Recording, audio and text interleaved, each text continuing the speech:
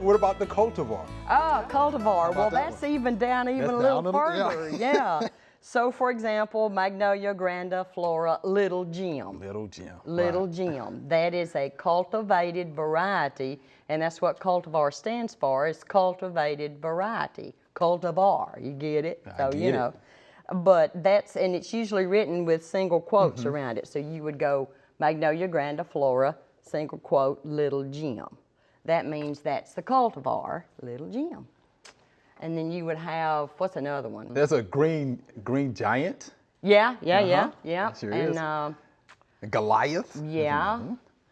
And I'm trying to think of, like in flowers too, you know, there's all kind of cultivars in flowers. Like, Laura, let me think about daylilies.